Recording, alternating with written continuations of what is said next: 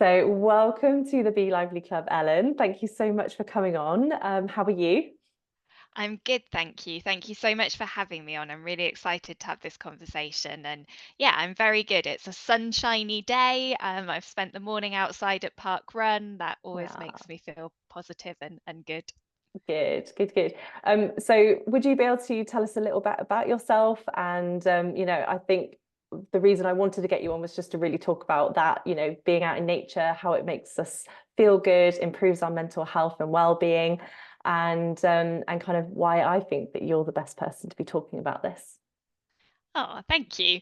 I'm Ellen Devine, and I have lots of great opportunities to connect people with nature through things that I do both in my work and in my volunteering and personal life.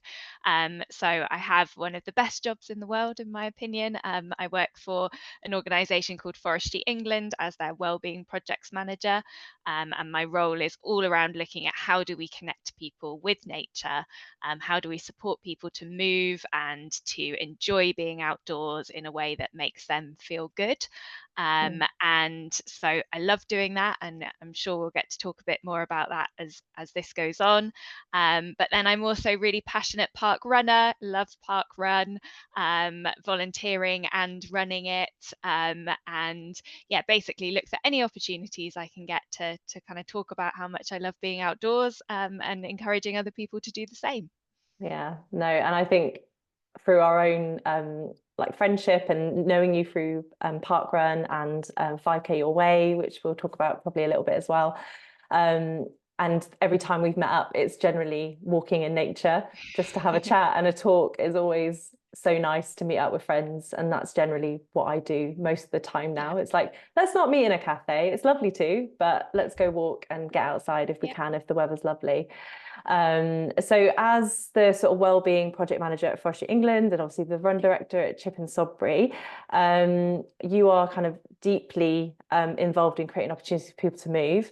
Um, how do you believe being in nature and participating in outdoor activities contributes to sort of mental and physical health? Yeah, so I think there's just from a personal perspective, I think it contributes to my physical and mental health because when I'm outdoors moving, I feel good. Yeah.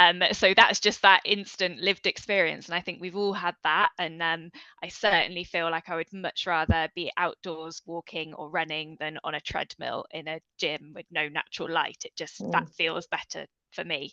But there's also lots of research, so it's not just me mm, saying it. There's loads of research that backs up why being outdoors is so good for our physical and mental and social well-being. So if we start with the sort of mental well-being, mhm, um, the research shows that when we can see blues and greens, which obviously those colours are everywhere in nature, when we can see blue and green, we relax more, we feel less stressed. There's something about being in nature that there's this very soft sensory stimulation. So I always contrast it to kind of if you're doing a shop in big Tesco's, to me that's hell because big Tesco's is noisy, bright, there's beeps, there's an annoying lady telling you there's unexpected items in the bagging area, there's kids screaming, there's echoes. It's just overwhelming and too much sensory stimulation. Contrast that to being sort of in a forest or walking by a stream or sitting out in your favorite space in the garden. You've got that gentle sensory stimulation. So you've got enough to keep your mind occupied. You might be sort of like drawn to a bird singing, or you might see sort of the clouds passing over and the light changing. There might be a bit of a breeze on your face, kind of enough to stop you from ruminating over all your sort of to-do list. mm. But it's never overwhelming. It's never too much. So that's some of the reasons why it can be great for our mental health. From a physical perspective, that we know that being outdoors, especially if you're around trees, is really good for your immune system. Trees give off these chemicals, which they give off to protect themselves from diseases. But when we breathe them in, that increases our levels of something called natural killer cells, which sound like something out of like a sci-fi movie. But apparently they're really good for us because they fight off the bad stuff. So that improves our immune system. But also being moving outdoors is great for your cardiovascular health. You're breathing in fresh fresh air, if you're out in nature, that's great for sort of respiratory health. There are all these benefits. We even know that people who live near green space are more active. So that green space is encouraging movement, it's encouraging that physical exercise, which in turn has lots of health benefits. And there's also research papers that show people are just more friendly when you're in natural spaces than in sort of more man-made spaces. And I always think about dog walking. Anyone who's got a dog or anyone who likes dogs knows that if you walk your dog, you will chat to other people who are walking their dogs. You probably won't know what the person's name is, but you'll definitely know what the dog's name is. And you get that sort of social interaction, which is so good for our well-being. We know that loneliness is as bad for us as smoking something like 20 cigarettes a day. So if you can get those interactions with other people, which can be as simple as just saying hello or smiling to someone as you sort of walk past them on the path, then that's brilliant. But equally, like you said in the intro, if you can meet a friend and go for a walk, you're getting all those benefits of the movement of walking, the benefits of being out in nature for your sort of mental well-being, lowering your cortisol levels so you feel less stressed. But then you're also getting that social benefit of kind of sharing a walk, sharing a connection with another person. So you're getting that all-round health and well-being benefit. And quite often it's free. You know, you can go for a walk, it doesn't cost you anything. So that's another reason why it beats a gym membership. Yeah. And like for people who maybe don't necessarily have quick access to being outdoors, or maybe like live in a flat, so they don't necessarily have like a garden to go to. I know I've heard in the past, like even just being able to see greenery, so like having, like plants or anything just on your windowsill, or, just like a small garden on the balcony. Again, it's still creating that small space that can, I imagine it's not as much benefit, but it's still a benefit to nothing at Absolutely, all. yeah. Yeah, absolutely. Bringing nature into your space. So there's something called biophilic design. So where we look at how we design spaces with nature integrated in them. And there have been sort of workplace studies where big office blocks have looked at having basically just pot plants in the office, and it improves productivity, it improves employee well-being, employee satisfaction, all of those things. So yeah, bringing in plants to your indoor space, or even having pictures, images. Through COVID, when we were all locked down and lots of us couldn't get out and about, there was this sort of spike in online YouTube videos of nature, whether that's sort of forest videos or sort of videos of the seaside, because people were wanting to sort of watch nature even if they couldn't get out into it. And yeah, it doesn't give you the same level of well-being benefits, but it does improve well-being, and it can help you calm down. And you can do it in really bite-sized chunks. You can sort of find yourself a nice relaxing nature YouTube video, and if you've got a stressful meeting or something like that, you're feeling stressed, just play that for a couple of minutes. And I also think a top tip is, we often think about nature in the outdoors as having to go somewhere like a forest or the seaside or the countryside, but actually nature is everywhere.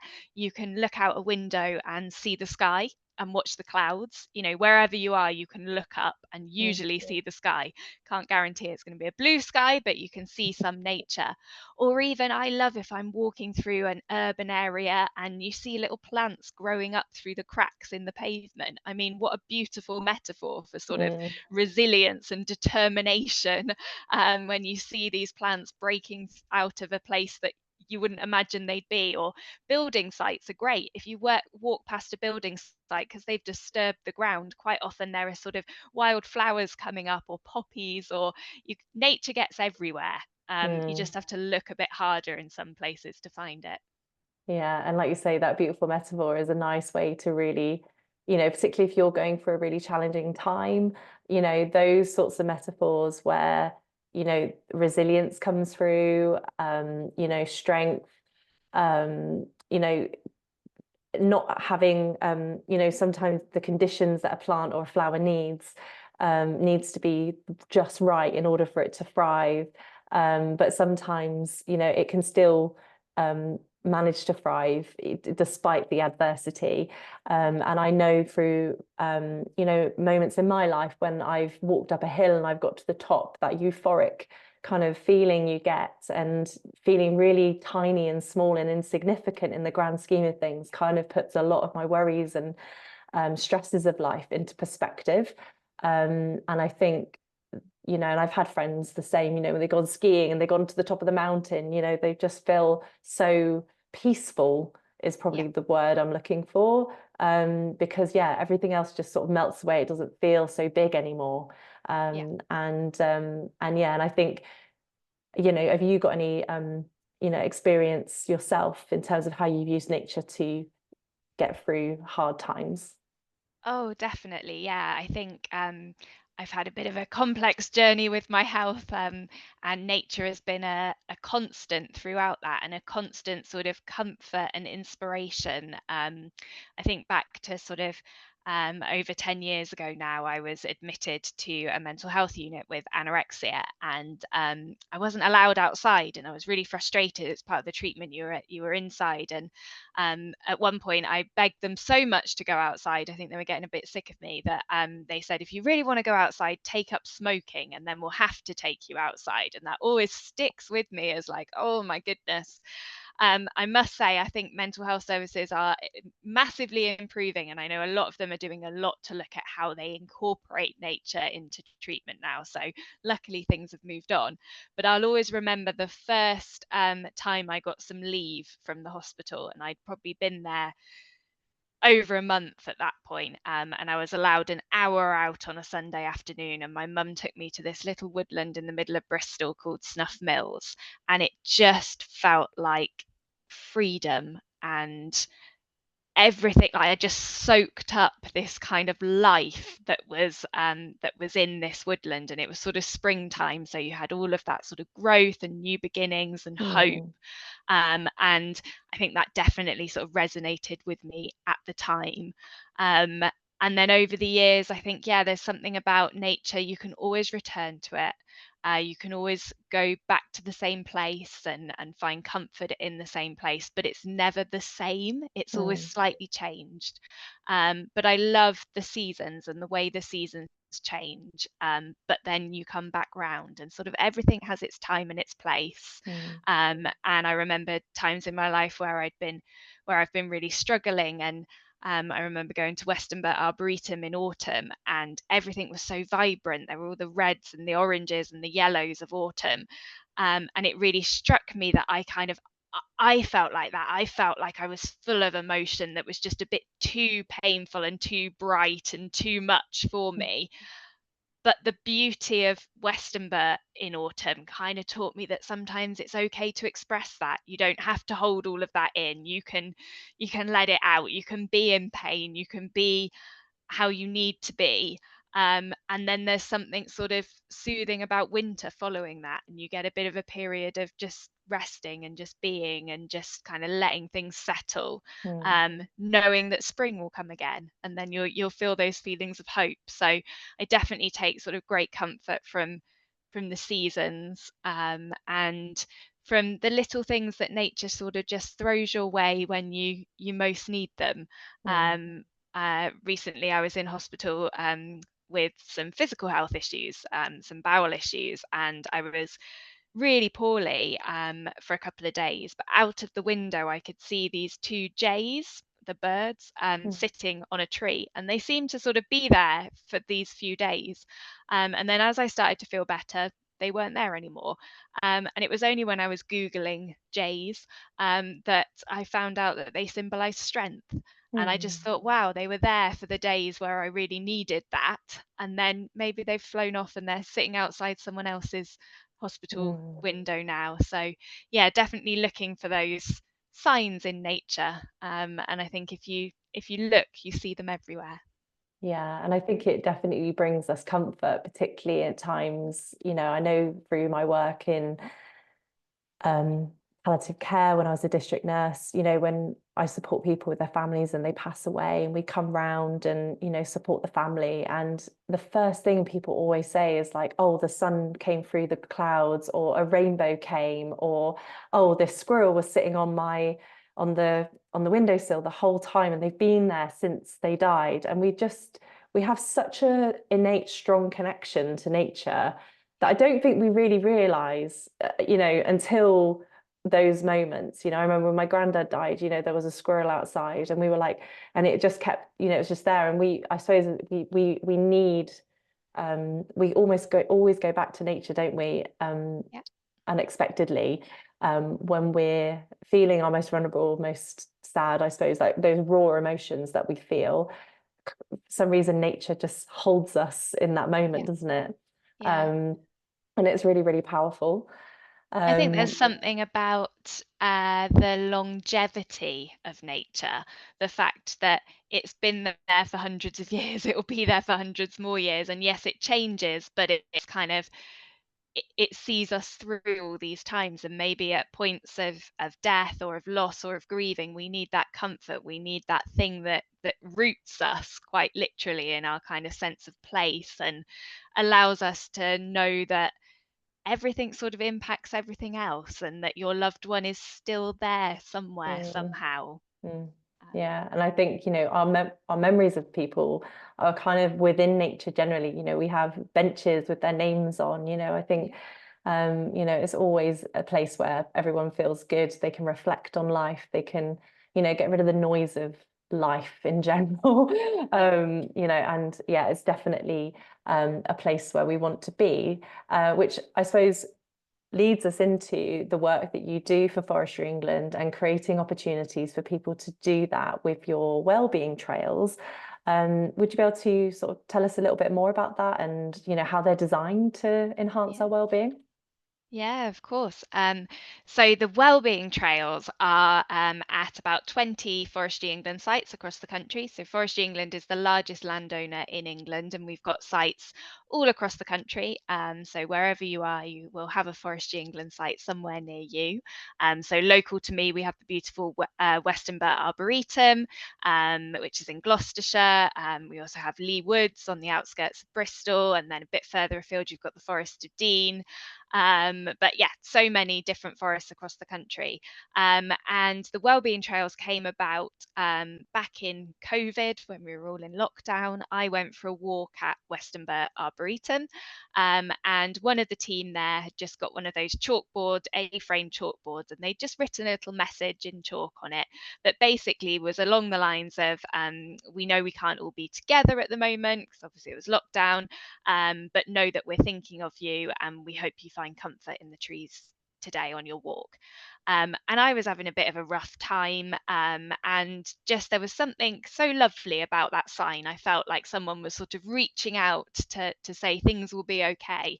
And as I went on my walk around the Arboretum, I was thinking to myself, wouldn't it be wonderful if we could create something like that at all of our sites so that whoever you are, if you're having a bit of a rough time, you've got those messages, you've got those sort of like little invitations to take a moment to pause and connect with nature.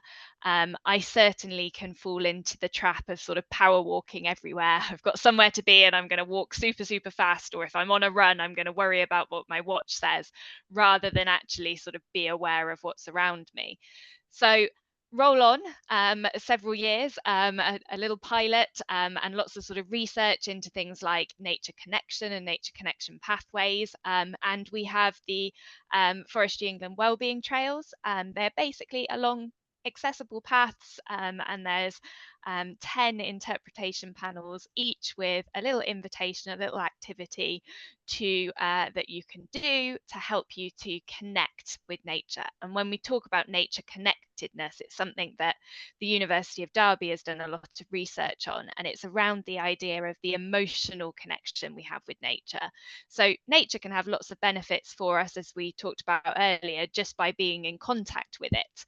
But if we take a bit more time to really think about our emotional connection with nature, to engage with nature through our senses, to Mhm. look for those meanings in nature, to think about our gratitude for nature. That can increase that emotional connection we have with nature.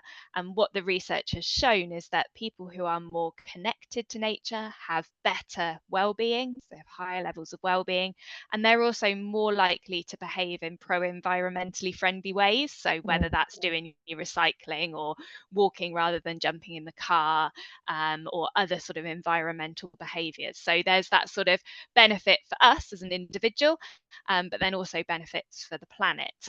So yeah, that's where we developed the wellbeing trails, and alongside the trails we developed a little wellbeing journal which looks a bit like this. It's also downloadable from the website, and again it's got those sort of prompts and invitations that people can use to engage with their senses, connect with nature. And it can also be used in any sort of natural space. So if you can't get to a forest, you've got something that you can kind of use in your local green space, or even we've got some virtual forest for wellbeing videos on a YouTube playlist. So if you can't get outside into nature, you can download them, watch them, and use the journal. And something that we're really excited about doing is we've partnered up with Dorothy House Hospice Care in Wiltshire. They have an amazing project where they use VR headsets for people who are receiving end-of-life care, who can't get outside, and they are building up a library of videos. So they've got one where someone's paddleboarding, and they've got some sort of by a river, and we're just working with them now to get some forest versions for them. So then the patients at end of life care can literally have that forest experience through the headsets. And yeah, and then we're hoping to also work with them to do some activities out in our forests for carers and family members, so just to help with that sort of bereavement process. And hopefully we'll get to do a bit of recording with the carers so they can then take that footage of the forest back to their loved ones, and share it. So yeah, really exciting sort of spin-off that's come from the wellbeing trails, which we didn't know about when we started planning them, but I'm really, really pleased that as well as providing those opportunities for people in our forests, we're also able to take the forests to people who can't get out and about. Yeah, that sounds, oh, my heart feels full listening to that. Just amazing. Because yeah, it does, all the things that we've just said in terms of how it makes us feel actually when we are in nature. I think we still get the benefits and the sense of well-being, particularly when you're going through a really challenging time. And I think, when people are in that kind of end of life journey, they often might be experiencing pain and discomfort. And I think, I'd be really excited to see what the research from any of that or any data that comes back. I'm sure there will be, or already exists, in terms of reducing people's pain, and the sort of general suffering, I think, from the patient but also the family, with doing that. It's sort of nature's natural painkiller, and I think yeah, very exciting times. And I suppose, with your work with parkrun as well, that's sort of taking it up a notch in terms of people's exercise, like running and things like that. I know that parkrun is definitely far more inclusive now in terms of getting people walking and doing parkrun. But have you got any sort of tips for people who want to engage in more physical exercise in nature, but potentially have health challenges, or struggle with sort of uneven ground or anything like that, just to be able to get engaged in exercise?